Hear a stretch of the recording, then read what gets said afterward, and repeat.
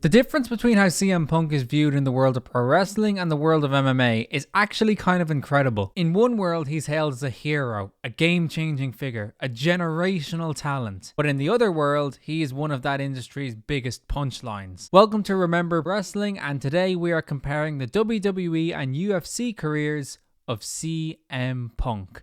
CM Punk made his WWE debut in 2006. For the first 5 years of his run, he was consistently popular, but he was never really allowed to take the ball and run with it. That was until 2011 when he cut the Pipe Bomb promo, which is up there with the greatest promos in the history of pro wrestling. From that moment on, his popularity exploded, and he was considered a main event guy for the rest of his time in the company. However, he still wasn't fully satisfied, as he always felt like he was being treated as a step below people WWE really cared about. This was seen in him losing matches to guys like The Rock, John Cena, The Undertaker, Triple H, and Brock Lesnar. That's right, UFC fans. CM Punk versus Brock Lesnar is a match that happened. And just for fun, here's a few pictures of CM Punk being physically dominant against Brock Lesnar. In 2014, CM Punk walked out of WWE. He was sick of not getting the respect he felt he deserved and having to work through a litany of injuries. One of these injuries was a staph infection that Punk said in an interview was misdiagnosed, not treated, and nearly killed him. WWE responded to this charge of lack of respect by firing him on his wedding day. RESPCT.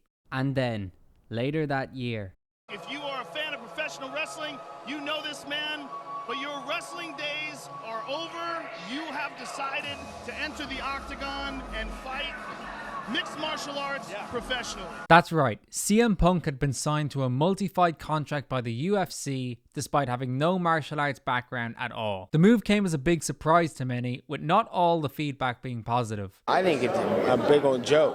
I'm watching TV, I'm watching the fights, and all of a sudden this punk guy's coming on and slick back hair and a little puny virgin nose. So it seemed like it was going to be an uphill battle for old virgin nose in the UFC. But you can't say he wasn't taking it seriously. He linked up with famed MMA coach Duke Rufus, who has worked with UFC champions like Anthony Pettis, Jens Pulver, and Tyron Woodley. Punk kind of disappeared from view for the next 2 years after this, as he got himself ready to make his pro debut. Finally, in 2016, he was ready to go, and he was set to make his debut against young prospect Mickey Gall at UFC 203 on September 10th. Now, as you can imagine, many pro wrestling fans were rooting hard for Punk in this fight, which could be seen by the bump in pay-per-view numbers for this show. They were realistic about the fact that he probably wasn't going to win, but the best case scenario for many was a bit like when Conor McGregor fought Floyd Mayweather. Not winning, but holding your own and coming out of it with your reputation enhanced. Punk was taken down almost immediately and had the absolute stuffing beat out of him for 2.5 minutes before he was tapped out. Punk didn't get a single bit of offense in, and it was a squash match in its purest form. And that was the end of CM Punk in the UFC.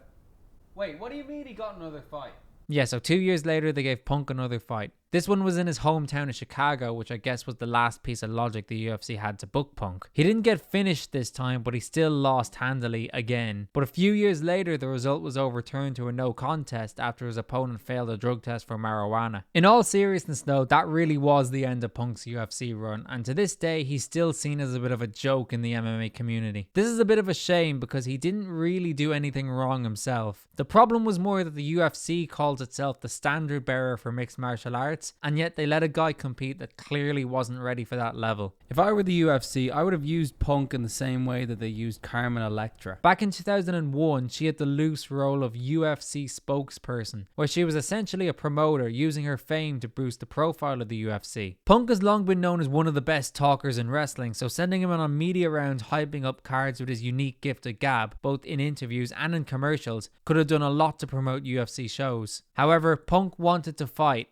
so fight he did, and lose he did. Punk now does commentary for regional MMA cards and returned to pro wrestling with AEW in 2021. As far as CM Punk WWE versus UFC is concerned, it's clear he did better in WWE, even if he didn't particularly enjoy his time there.